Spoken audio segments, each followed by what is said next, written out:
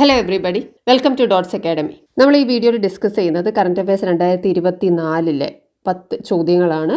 ഈ 10 ചോദ്യങ്ങളും നമ്മുടെ ഡിസ്ക്രിപ്ഷൻ ബോക്സിൽ നിങ്ങൾക്ക് കാണാൻ പറ്റും. ഏത് 10 ക്വസ്റ്റ്യൻസ് ആണ് ഇവിടെ ഡിസ്കസ് ചെയ്യുന്നതെന്നുള്ളത്. അപ്പോൾ നമുക്ക് ചോദ്യങ്ങളിലേക്ക് കടക്കാം.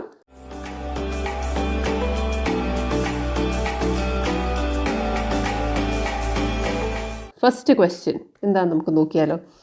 Which film won the Best Picture Award at Oscars 2024? ഇതെല്ലാവർക്കും അറിയാവുന്നൊരു ചോദ്യമാണ്.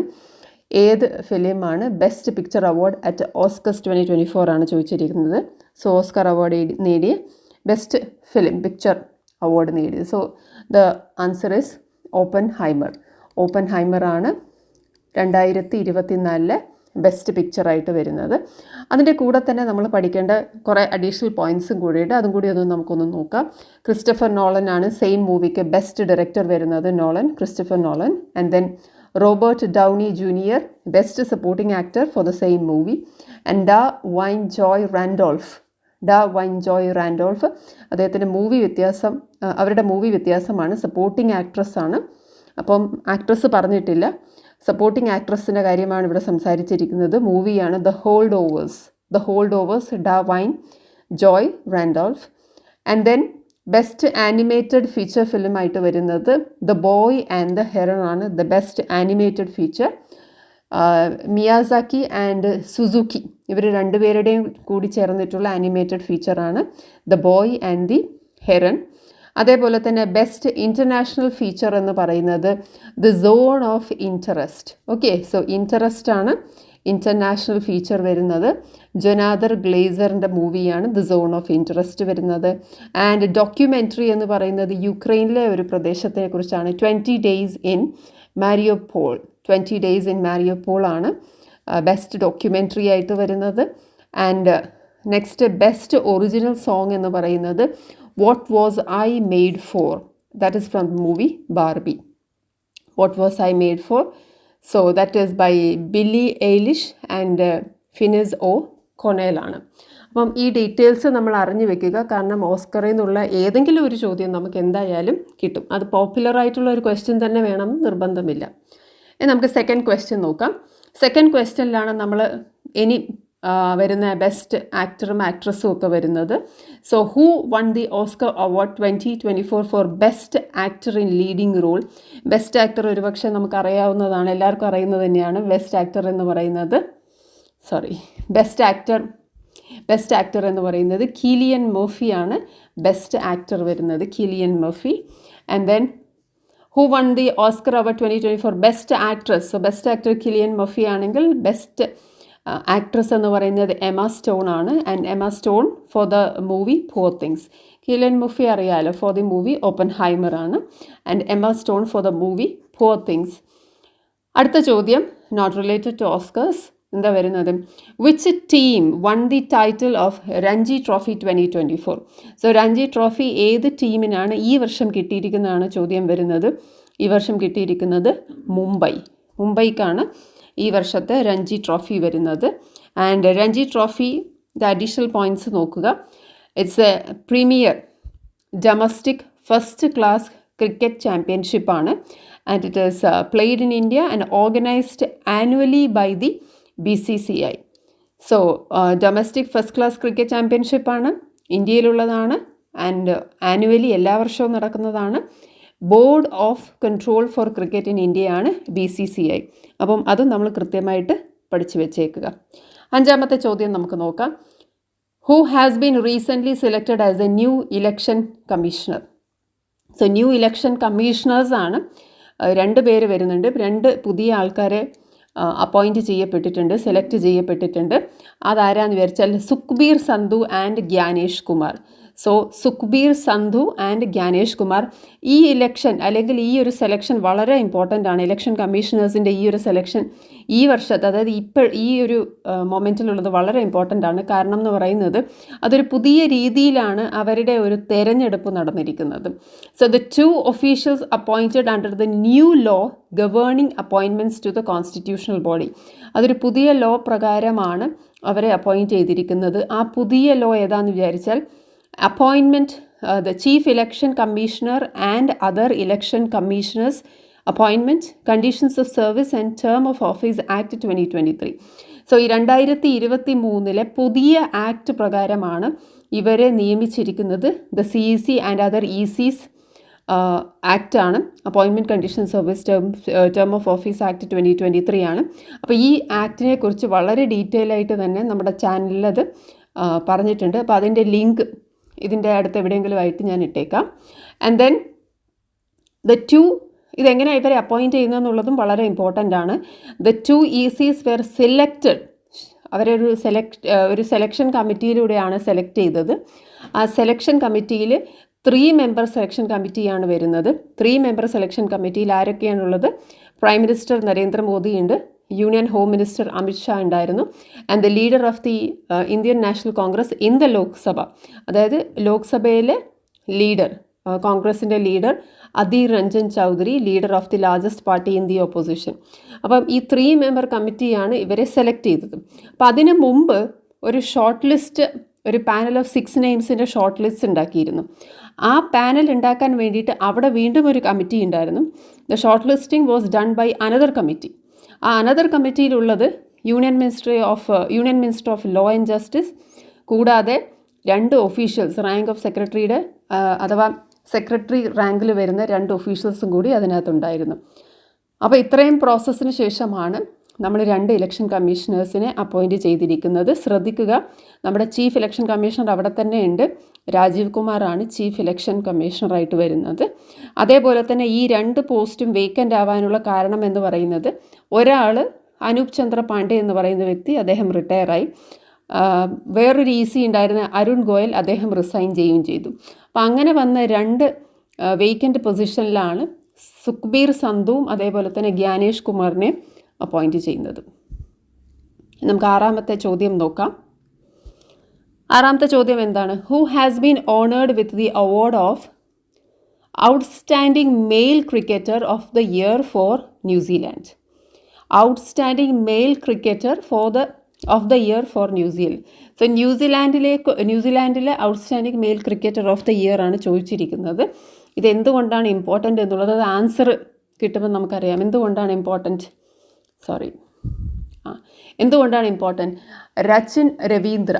രച്ചിൻ രവീന്ദ്രയാണ് male cricketer of the year എന്ന് പറയുന്നത്. രച്ചിൻ രവീന്ദ്രയാണ്. അതിന് കാര്യം എന്ന് പറയുന്നത്, ഇദ്ദേഹത്തിന് ഒരു ഇന്ത്യൻ കണക്ഷൻ ഉണ്ട്. ആ ഇന്ത്യൻ കണക്ഷൻ കാരണമാണ് ഇത് ഇമ്പോർട്ടൻ്റ് ആകുന്നത്. ഓക്കെ, ബട്ട് അതിൻ്റെ കൂടെ തന്നെ നമ്മൾ female cricketer of the year for New Zealand കൂടി അറിഞ്ഞു വെക്കുക. അതാണ് അമീലിയ ഖേർ. ചിലപ്പോൾ നമുക്കിത് ചോദ്യം വരാം. അമീലിയ ഖേർ ആണ് outstanding female cricketer for New Zealand. Another thing is that Ravindra became the youngest player to receive the award. അതായത് ഈ ഒരു പൊസിഷൻ, ഈ ഒരു അവാർഡ് കിട്ടാനായിട്ടുള്ള ഒരു ന്യൂസിലാൻഡിലെ യങ്ങസ്റ്റ് പ്ലെയറാണ് രവീന്ദ്ര.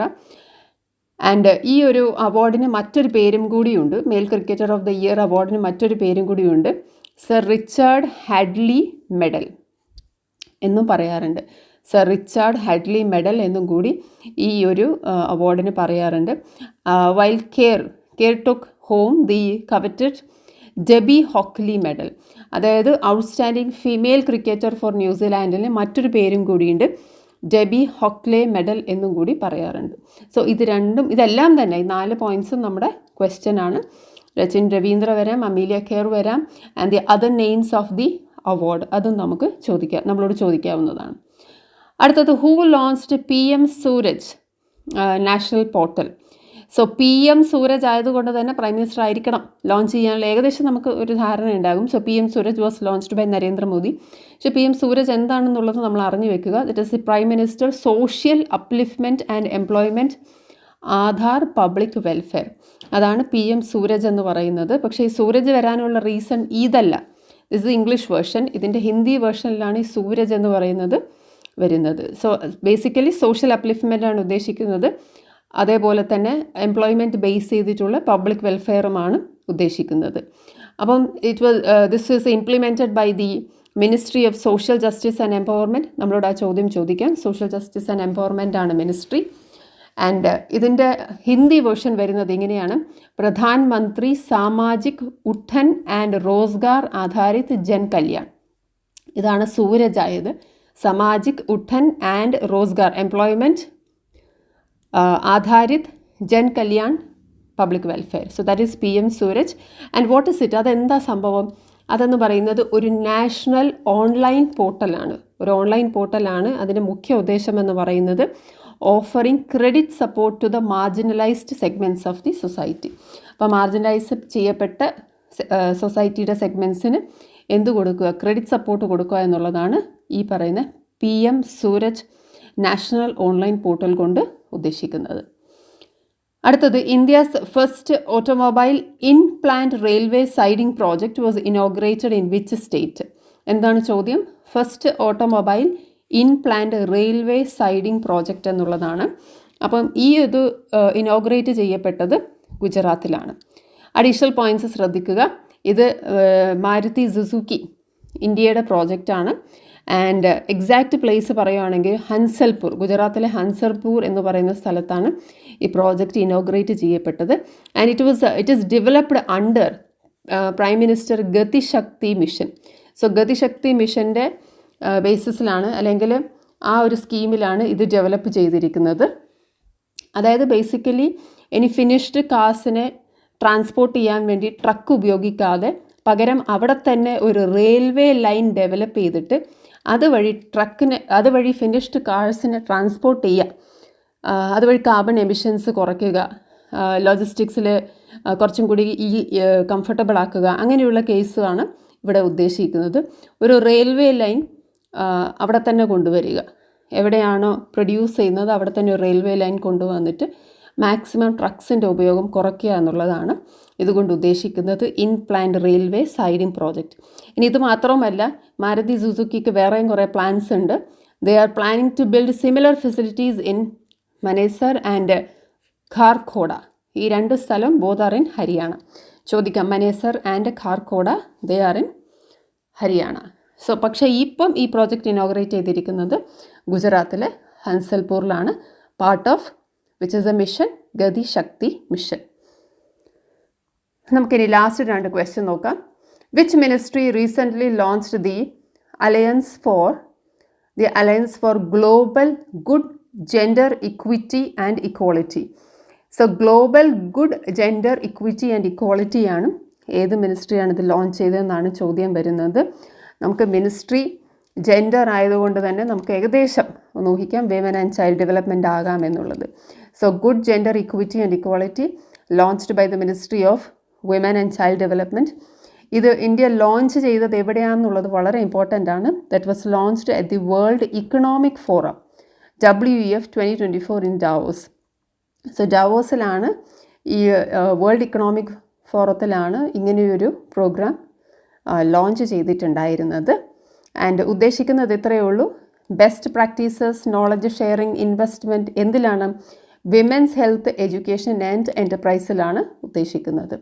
സോ വിമനുമായി ബന്ധപ്പെട്ടിട്ടുള്ളതാണ് ഈ global good gender equity and ഇക്വാളിറ്റിയുടെ ഈ അലയൻസ് എന്ന് പറയുന്നത്.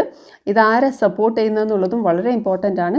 Supported by Bill and Melinda Gates Foundation ആണ് ഇത് സപ്പോർട്ട് ചെയ്യുന്നത്. കൂടാതെ the alliance will be housed and anchored by the Confederation of Indian Industry Center for Women Leadership. ഇവരും ഒരു റോള് അതിനകത്ത് പ്ലേ ചെയ്യുന്നുണ്ട്. Confederation of Indian industry, that is CII, centre for women ലീഡർഷിപ്പും ഒരു റോള് ഈ പറയുന്ന alliance for global good gender equity and ഇക്വാളിറ്റിയിൽ play ചെയ്യുന്നുണ്ട്. And then our last question, which day is celebrated as Jan Aushadhi day every year? So Jan Aushadhi day എന്ന് പറയുന്നത് ഏത് ദിവസമാണെന്നുള്ളതാണ് ചോദ്യം. ഏത് ദിവസമാണ്? മാർച്ച് 7-ാം തീയതി, മാർച്ച് 7. ഇത് മാർച്ച് 7 സെലിബ്രേറ്റ് ചെയ്യാൻ തുടങ്ങിയിട്ട് ഒരുപാട് കാലമൊന്നും ആയിട്ടില്ല. 2019 ഇതിങ്ങനെ ഒരു പ്രോഗ്രാം സ്റ്റാർട്ട് ചെയ്തത്. And now this is the 6th year Jan Aushadhi day എന്ന് പറയുന്നത്. അപ്പോൾ ഇത്രയുമാണ് നമ്മുടെ 10 ചോദ്യങ്ങൾ വരുന്നത്. വീണ്ടും ഒരു 10 ചോദ്യമായിട്ട് നമുക്ക് കാണാം. ബൈ.